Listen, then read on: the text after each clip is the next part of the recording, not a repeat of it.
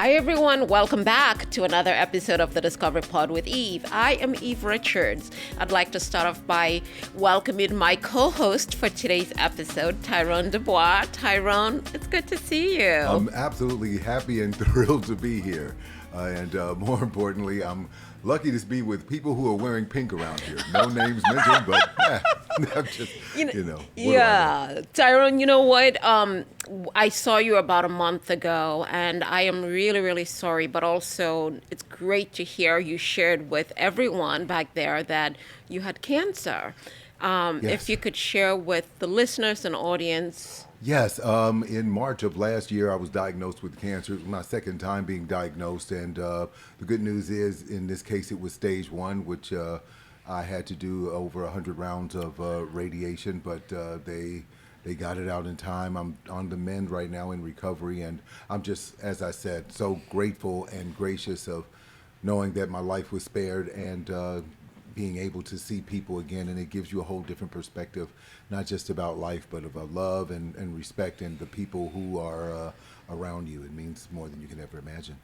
And so I know we had a moment on the red carpet a few weeks ago after seeing each other for the first time after my cancer being telling everyone I had cancer.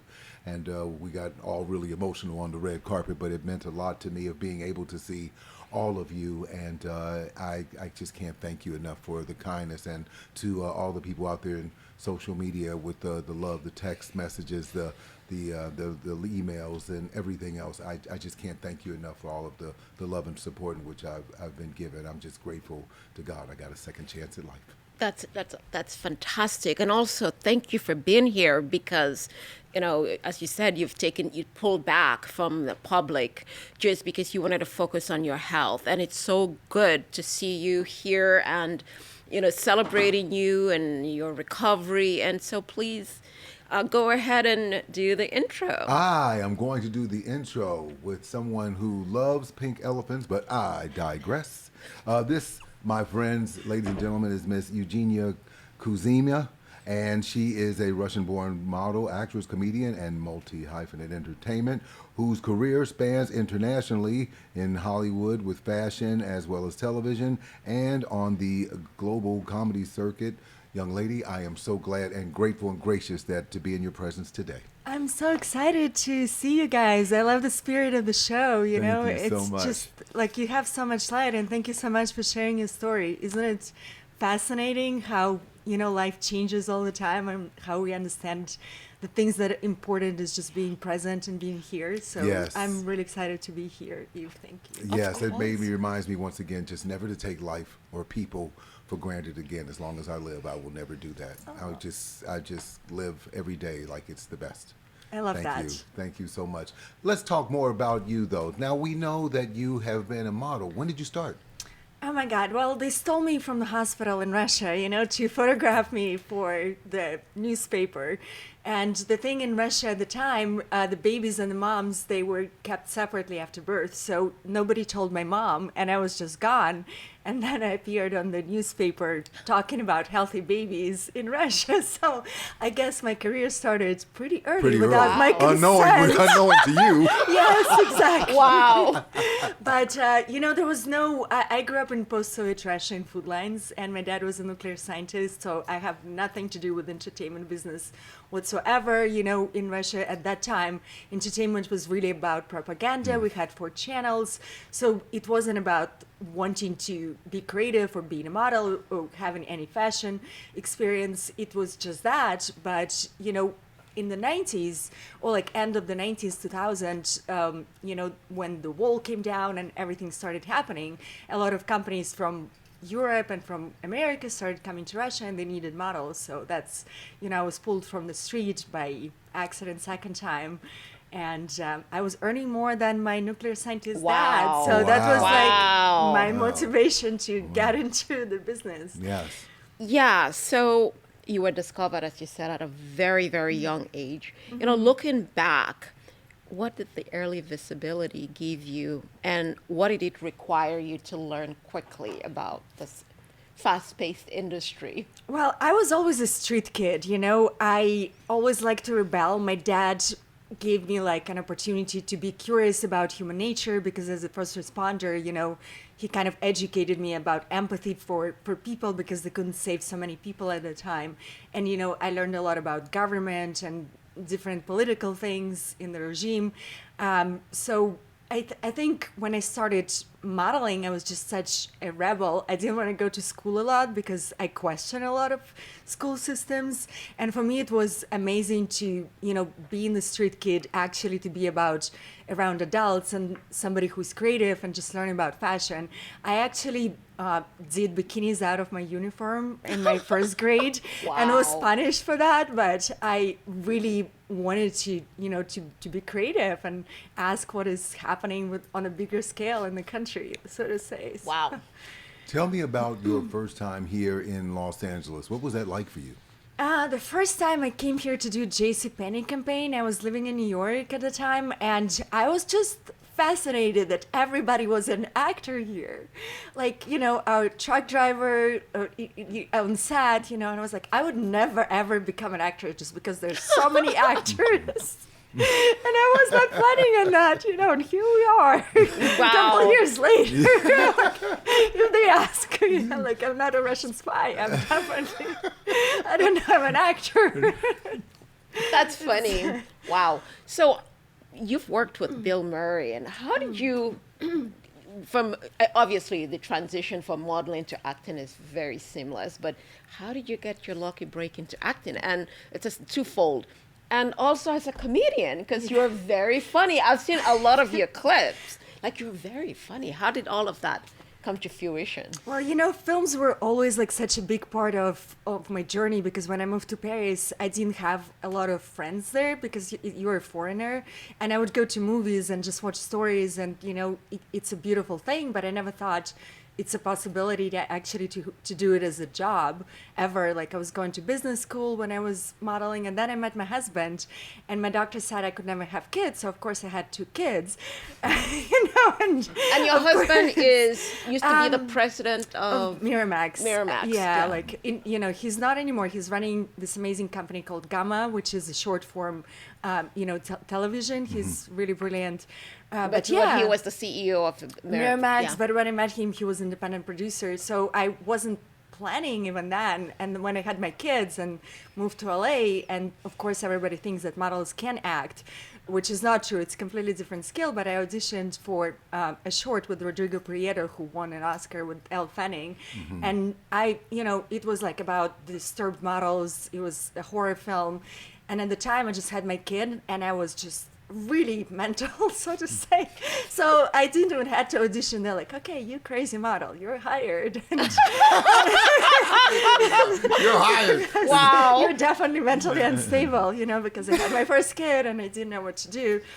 And I fell in love with it. I thought, it's so beautiful to tell stories. And a lot of times as a model, they just see you as an object, and you kind of sell products. And I always love playing characters as models, but we never had a chance to like open your mouth and say something. So you're always like objectified. And I thought, what a beautiful way to tell stories and collaborate with artists.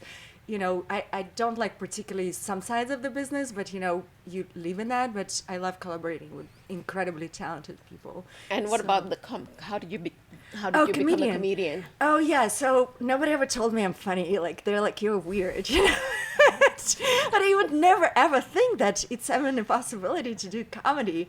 We were doing a film in New York with Woody Allen and John Turturro called Fading Gigolo. And we were shooting at Carlisle. And at the time I was really frustrated with being in Hollywood and only playing Russian spies and like Russian girls of the oldest profession. I don't know if I can curse on the show.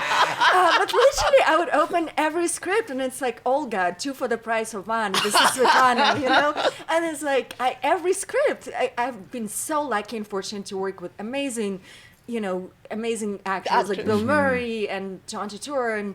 But I was like, I can't stand it. I'm dying inside. Like, what should I do?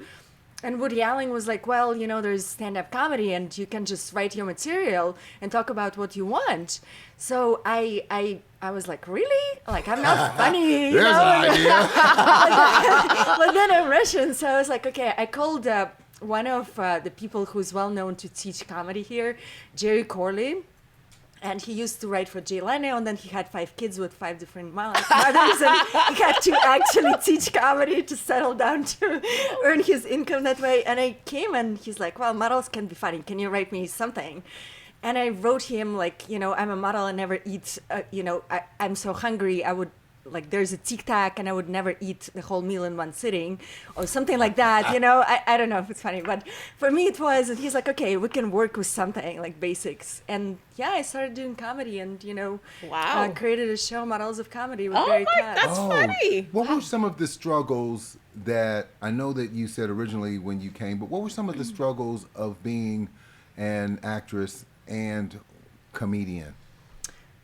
Well, it's struggles every man, every day. A lot of times people don't understand comedy is not about jokes, so to say. It's about really like being authentic and revealing some things that, as an actor, maybe you just hide behind the role. So that's the difference between acting and being a comedian, because you reveal such a big part about like your point of view about the world. And I think it's not easy, especially in the climate that we live now, So just being authentic and true to your intentions and not offending people, but having, a point of view. That's a big struggle, I think, now in the comedy community. And I always try to come from love, Yeah. That's like the most important thing that I think will unite all of us. Yes. Yeah, and struggling as an actor, I mean, of course, there's structure in Hollywood, where everybody's typecast still. And when I started, they're like, okay, you're a Russian accent, you'll never get any jobs because you have such a strong accent. And I never had any problems, like with the creative people, directors never asked me once, as long as you're authentic. And I think that's, I just came from Royal Academy, and my teacher is so brilliant there. And he said, well, I have this lower class English standard and people don't see me on TV because it started as like really class oriented, television thing, but there's so many minorities that are unrepresented. And I think it's so beautiful to see somebody with authentic accent and kind of force people to listen, actually. Like, it is not, as people, we can connect and unite in so many different, beautiful aspects of our differences. I think you've achieved so much, right? And when you look back, because obviously, as you said, your parents were, or your dad is a scientist, what advice would you give anyone who is trying to move from a different part of the world, whether it be China, Russia, India? How did you navigate leaving Paris or wherever we were modeling and then moving to New York? Well, I left Russia when my dad actually died, so I had to support my family on top of everything. How old were you? I was 15. Wow. Yeah, so I signed my first contract. I moved to Paris. I had to learn taxes and everything else. I think it all starts with a set of mind. It's all about that. Like, a lot of times in Russia, it is quite a negative, like, culture. You can't do that. And how are you going to leave, the country? And, how you have this perspective of a bigger world, and isn't it scary, and it's impossible to do it. And everybody in my school wanted to be a lawyer, and there's no laws in Russia still to this day, and like, oh, and modeling is not a career, and how are you going to live by yourself in another country? You don't speak the language. But, I think if you're a dreamer, and I really truly believe that we're all dreamers, and people would say no all the time. Like, to this day, people would say, oh my God, you're directing a play in Paris. That's impossible. Who do you think you are? Like, you're still modeling. Like, you used to be a model and you're not 12 anymore. There's all these negative things that would come from the outside. But if you sit down with yourself and say, okay, this is my life. I have this one beautiful life. I wake up today. I'm so grateful and blessed for small things that I have. Material things, they're cute, but like at the end of the day, they really don't fill the hole in your heart. Yeah. And then you say, okay, this is my dream. I want to achieve it. And then just step by step, like, do it, actually. A lot of times people want to get the credit, but they don't want to go through the steps of overcoming all these obstacles because they don't want to deal with, like, all these things of failure or anything. But I think anything is achievable. You just have to know why you do it, and then you can find creative ways to do it. I moved to New York with like $200, Did you have friends though? No, I didn't have a lot of friends. You're in a different country, you're a teenager, you work with, adults, and you're in such a fast-paced business that can like chew you out in a second. And there's so many things, a lot of models can't cope with Experience a pressure. lot of negativity with Yeah. the people in the industry could take advantage of. Yeah, absolutely. For us, it's all like about your image. It's not something you can actually control. It's not like a talent that you can give. It's just you're there, like because of your parents. So, yeah. But I think good mindset is literally everything. that Yeah. it is. So, television, movies, modeling, fashion, that's almost, I was going to say like a triangle, but it's really not. It's almost like a diamond or a star. Of those particular journeys that you've been through, which one was the easiest and which one was the hardest? Actually, writing for me is the easiest. I started writing 2 years ago, and I have already like 4 books published. And I'm working on a Wow. poetry book. That's fantastic. And for me, it's so fascinating because, when you're writing, you really put your soul into that. It's not like about your image at all. And it's so authentic. And I find the writers' community is just so fascinating and not competitive at all. It's really supportive. So that's probably like the easiest and most authentic to me. But I love, for me, everything is about working with the right people who are Yes. creative. I really don't want to be boxed into one thing. I think as artists, it's interesting to come to the project now, like that I'm directing a play in Paris in March. I'm really excited about it. It's What is it called? it's called Fundamental Rights to Choose, and it's a play about, female rights. And I think it's very controversial in a way because it's about abortion rights. And I just love the subject because it's very humanitarian. I'm not a political person. I'm really, really humanitarian. And I was advised so many times not to do it. And I love it because, as an artist, it's so good to challenge and to Push have the a envelope. conversation. Right. Yes, I'm really excited to direct it in Paris. In Paris. Yeah. Yes. So why Paris? Why not here in the States? Or We already did it in the States, Oh. and we actually won Broadway Choice Awards That's 2 years ago. So I'm kind of like taking it on the tour. I talked to the writer, and I'm like, why don't we do it in Paris? Because I just have such a huge network of people. We're doing it at Apollo Theater. I grew up there. I work with so many amazing designers, and Yeah. speaking the language, it's just French. interesting. And also they have a culture of like big Catholic culture, so I think it's interesting also to bring awareness about that. That's amazing. How have you been accepted as a comedian here in Los Angeles? Actually, amazingly, a lot of my friends took it to the next level. If you heard like Jane Summers, Matt Rife, one of my good friends, Kirk Fox, we used to do, shows with literally Nikki Glazer's doing amazing. And I shared stage with, with everybody, like Bill Burr, we were doing shows in pandemic. And it's really fun, because I think my niche in comedy is so different. Like, I don't think there's a lot of models who do comedy. That's why I created Models of Comedy show with other models that are doing comedy, kind of encourage people to have conversation that models can be funny. But, I don't think there's any competition. We're just really like such a small tribe because it's such a difficult job, and you Yeah. can bomb sometimes and sometimes it goes amazing. And I just have nothing but respect for every artist. I'm always fascinated when I hear about like your journey leaving home at such a young age. How did your mom, I mean, obviously you went because you said you were supporting your family. Your dad had just passed. But was that a very difficult thing? Because you hear all of these stories about young models being abused, or did you experience any of those? I mean, absolutely. I think now there's so many people that talk about it. I was very lucky. My first agent, Natalie Cross Cotton, she actually created the supermodel idea, and she was very protective. I had anorexia right away because I was trying to fit into all the dresses, and she just stopped me and said, no, I'm taking you off, and unless you're healthy, you're not going to continue because it's not good, So she was somebody who actually encouraged me to go inside myself and know the values.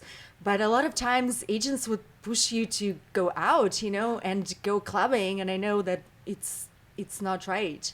So a lot of times now I advocate, I actually work with Katie Ford for like anti-human trafficking, organizations, a lot of times kind of bringing awareness of that. I think a lot of times girls are teenagers and they're not educated. They're just kind of like, okay, we're taking you from this third world country and putting you, and then it's a recycling thing. So unless you really educate yourself and are surrounded by really protective people, it can be very, very tough.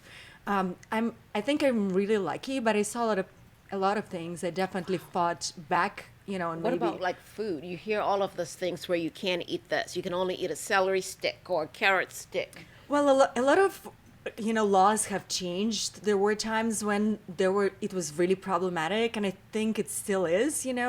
I think women bodies are so different. Honestly, it's impossible. It's such a big conversation in Hollywood now, because I think we're going back. With all the Ozempics and everything else, and I think there's such a beauty of being who you are, but it's really hard because the pressure is so high. So I think it's a very important conversation to keep having.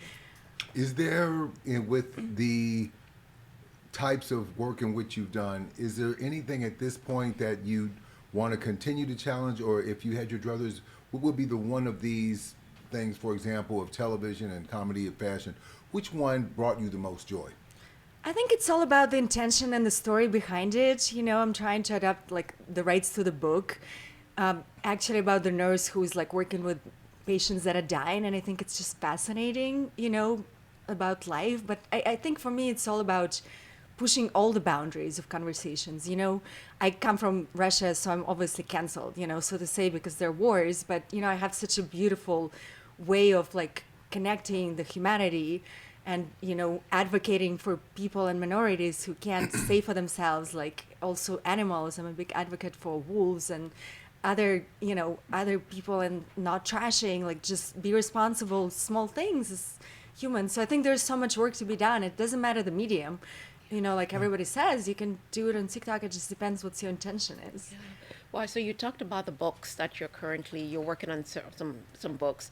What else are you working? I mean, you seem like you're so busy. What else are you working on? Any new film projects that you'd like to? Yeah, I'm starting a new film. I just finished a film called Drag Fires that we shot for like a year in the South. It's a really fun film. We And all who's played. in it? There's a lot of actors. You can Google, like Paris Hilton actually is in it. It's an ensemble cast. Really fascinating. Lots of really talented people. And we all played vampires, and it was really fun. I had to color my hair black, and we basically for a year spent For time 1 with year? bats. Yeah, So did like you on and off, Wow. because So we you shot had to in just change Atlanta the color completely. completely. Yeah, it was really fun.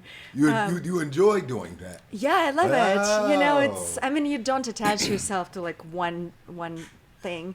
I have a film that I'm starting now. It's about serial killers. Wow. Yeah, really fun. It was starting in February. Okay. Yeah, with Did my glasses Ezra crack when she said that?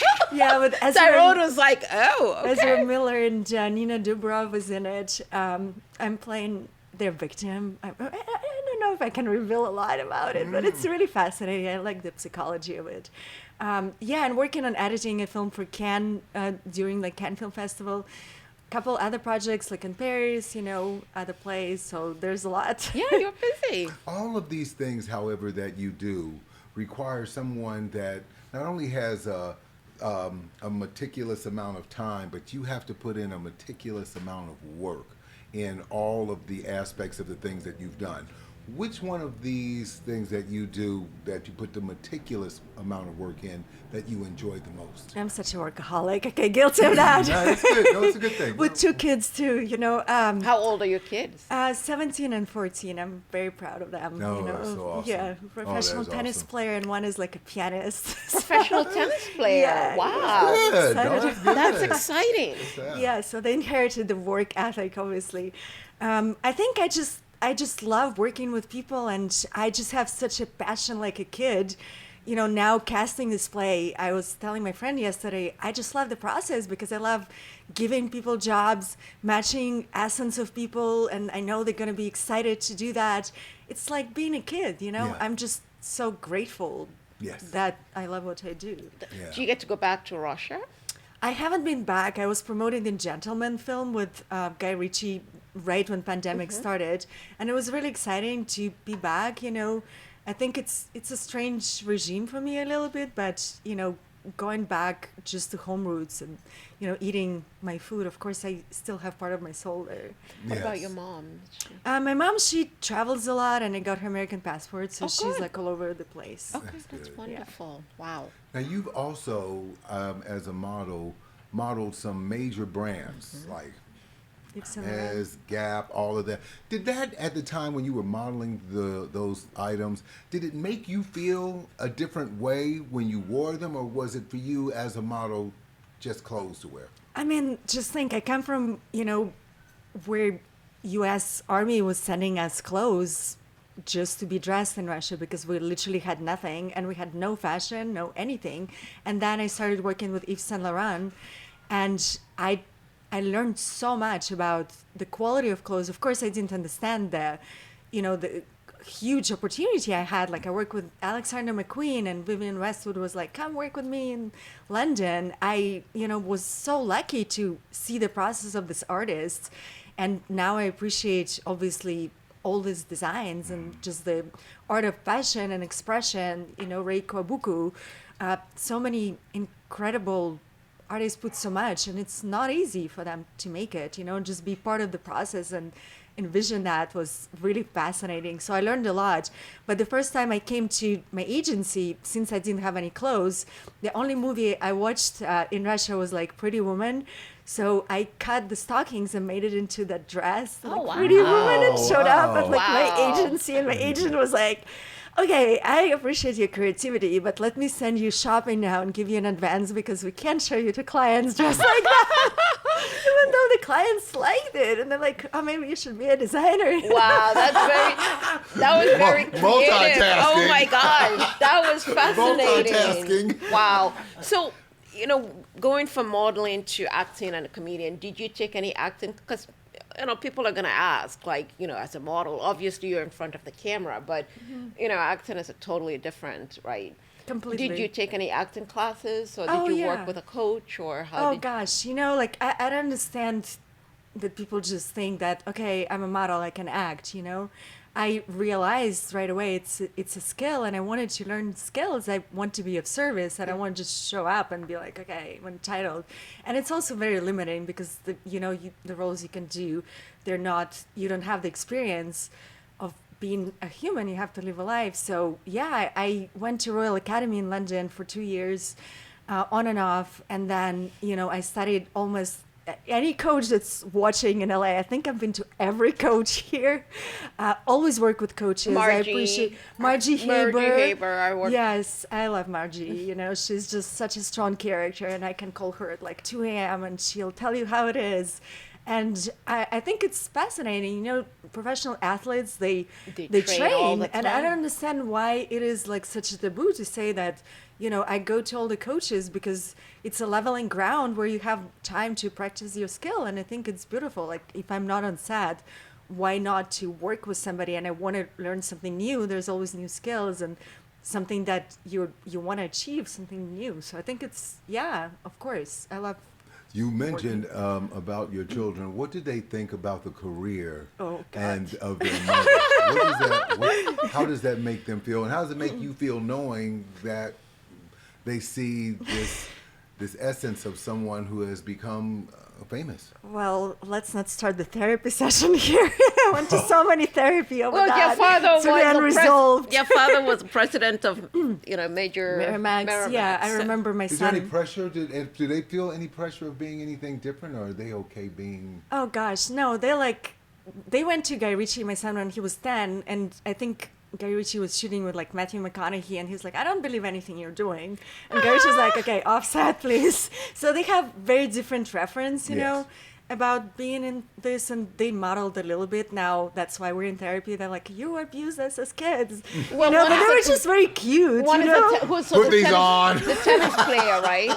He's do you have two My girls? daughter, well, she plays piano. I think she's just a very talented musician. That she wrote a couple songs for like a film, and it's just Wow. something innate that she has, but she doesn't she just came to it now. Like I didn't force her to do it. Like I was forced to finish 7 years of music school in Russia, and I was like, didn't want to play anything.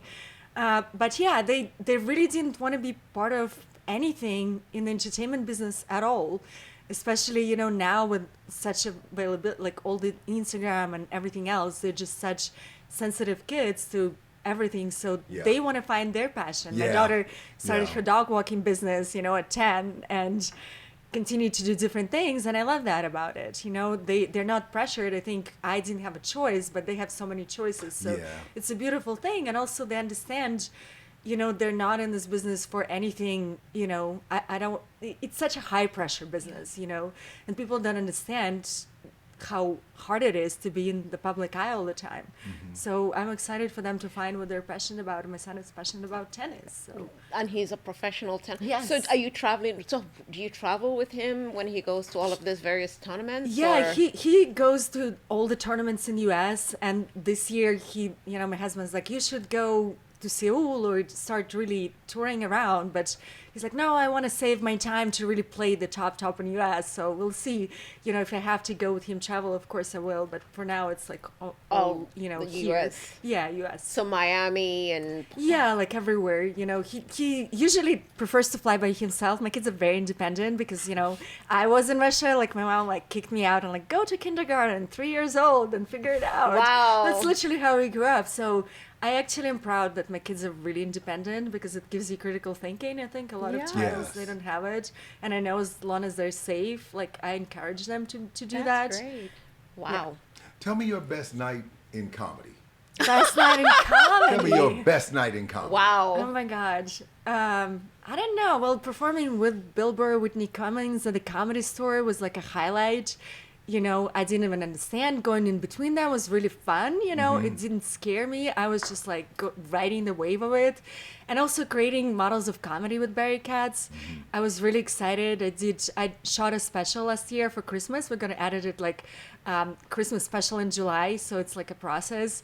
But I did it with burlesque, also dancing, and brought some music because I wanted to make it really entertaining. And, through laughter, you can actually share really important things, but it's through laughter, right? So I put it all together, produced it with Barry, and it was really exciting to see so many people come because they want to be entertained, but also, bring a little bit of truth and all these elements. That was really fun. I think comedy, to me, again, it's me. When I think of comedy, or I think it's fun, but it can also be very scary.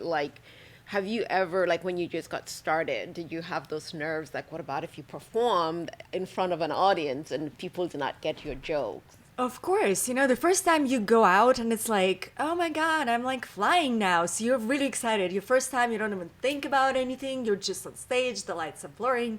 And it goes pretty amazing usually, anybody who starts, unless you really think yourself into it. And the second time you're okay, I did well. So now it's the industry show and I'm going to show off and I'm going to be funny and I'm going to try to be funny.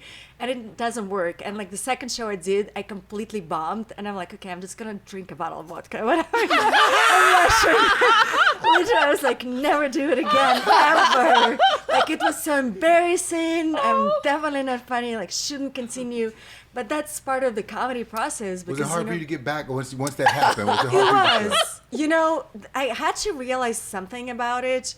It's not about you. It's almost like you're a channel here to share, and it's a conversation. It's all about the people, which is a beautiful thing. You have to assess who comes there and know the temperature of the room, what they're into. And that's a fun process because then I don't care. I leave myself alone and I just have this beautiful conversation with strangers. And it's the most amazing thing to connect. Who cares about laughter? Of course, it's great if they laugh, but it's not about that at all. It's about actually talking about something really intimate. I find it's a very intimate thing to do. You have also helped others in their endeavors. Let's talk a little bit about that. How have you helping other people in their endeavors in your time been fulfilling to you? Well, I think I started by myself, as an immigrant in a different country, not speaking the language. I had a couple mentors, but I never felt like I had a community. So looking back, you always want to give back to somebody an easier route, right? Not to do the same mistakes. And I love seeing people successful.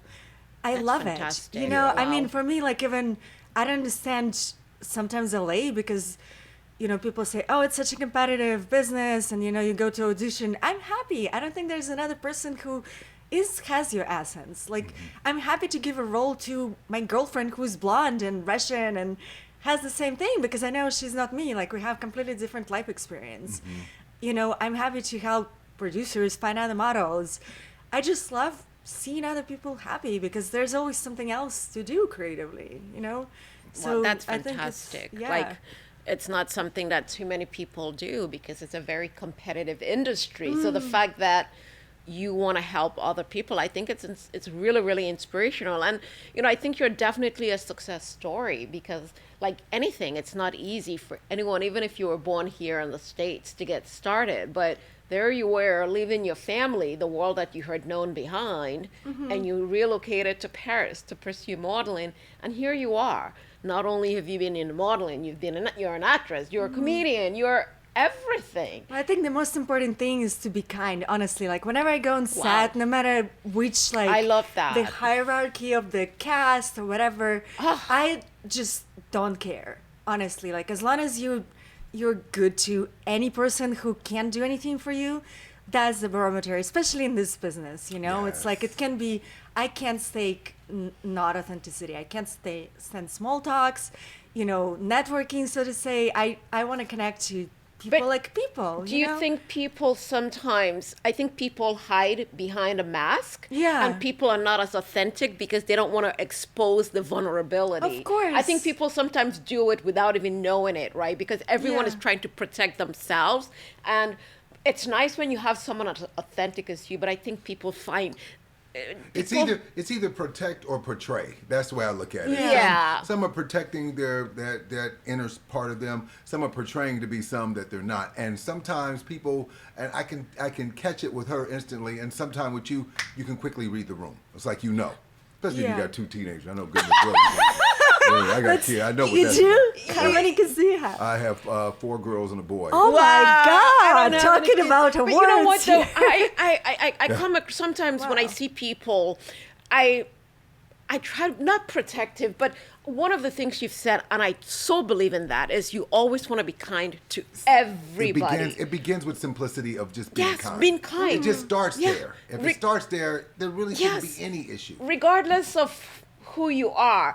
And I think it's also amazing when you work with someone who is so accomplished, but yet when you see them, they make you feel like you're part of this because you're Yes. helping to tell the story. And even though you're not as accomplished as me, I still value the talent and what you bring. Well, the thing is, like, you're always gonna be somebody who's underneath somebody who accomplished more. That's It true. never ends. I like Exactly. that. It like, yes. never ends, no And matter And where you you are can in never life. compete with Right, anybody, right. right? Like, Because honestly, you see an Oscar winner like eating food, and you know, like nobody cares because there's another Oscar winner next year. That's Right. true. You know? Right. You're So right. it's like you just can't have compete to- with anybody. You just have to do your authentic art and whatever you do, and be you, and you know whatever. You know what? people That is can so validate. true because I have a lot of friends who want to who compete. Not because they want to, but it's ingrained in them. Like, but you've accomplished this. I haven't. I'm still here. I'm like,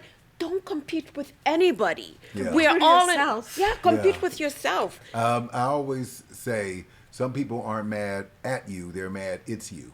And that's what, sometimes that's it. But it's a projection, you know. Other people Yeah. would project something. I Absolutely. think as a model, I learned it really early because, like, after 12, you were like, you know, a retired model. I mean, this was You know, such. so it's it's like- like- You're There's 12 always years old. somebody- yeah. Yeah. I mean, what a beautiful, valuable lessons from this conversation. Because at the end of the day, kindness is what really matters. One of the things at my worst time in my life, I remember watching Oprah and she had John Travolta on, and he was talking about himself and the things in which he had been doing with his life. At the end of the show, I remember her distinctly saying, "John, thank you so much for everything that you've done here today. You have the rare quality of making everyone feel good about themselves when they're with you." And immediately he started crying. Oh my God. Immediately. That's I never amazing. forgot that. Yeah, I remembered that. Well, Wow. Yeah, that's. Roger has just given me the 3-minute mark. It's gone by so quickly. So the last question is, if you were to have dinner with 3 people, dead or alive, who would it be and why? Well, us Well, two you first. guys, Go first with this. Roger! you and Roger. Yeah, okay. Well, Just so have much it for that now. question. I'm ready. So much for that. Where are we going? Caviar? Let's go, guys. Wait to start New Year. Yeah. So anyone else?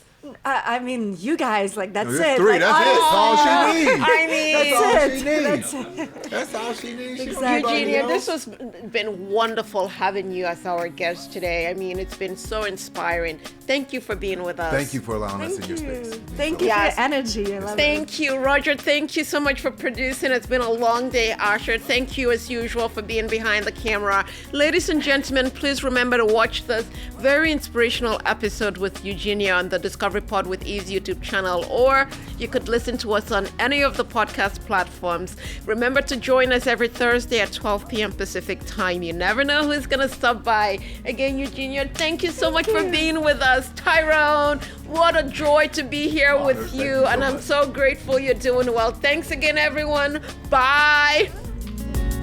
Thank you, guys. Thank you. Oh my gosh.